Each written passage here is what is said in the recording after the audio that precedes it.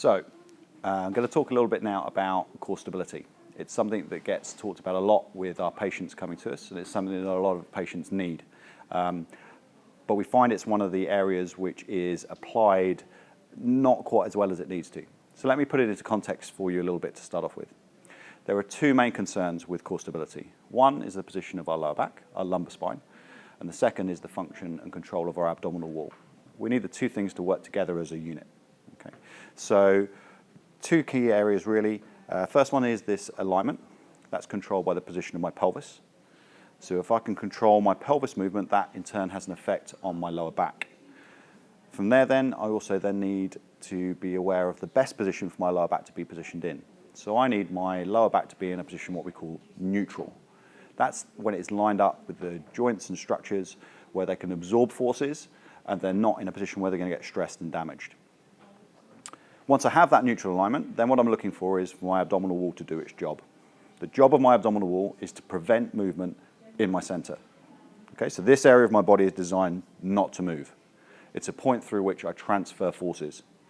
So as I'm working as an athlete or as an individual walking around day to day, the way my body is designed is that my hip here, so this should do the work and do the movement. I've got big muscles around it. I've got a large degree of movement. Same with my shoulder. I've got big muscles surround it. I've got all this big range of movement that I can do things with. The job is of the middle of my body is to try and transfer those forces across and through.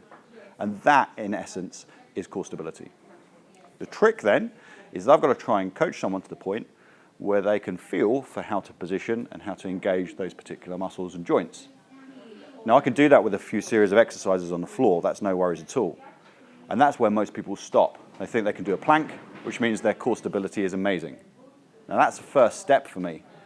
Actually, what I need to be able to do is get you from the point where you can do a plank and you know how to position yourself and a number of different other exercises, but I need to coach you further forwards to the point where you understand how to perform that same squeeze and hold and that same positioning within any other exercise or position or posture that you might put yourself in. It's posture specific.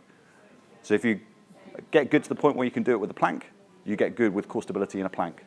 That doesn't necessarily come with you when you run, cycle, row, whatever it is you do as an activity. So the real essence of core stability is to feel for these basics, positioning in neutral, bracing and control of the abdominal wall. The next bit, which is the trickier bit, is you've got to learn and feel for how to apply that into every other skill that you perform as an individual.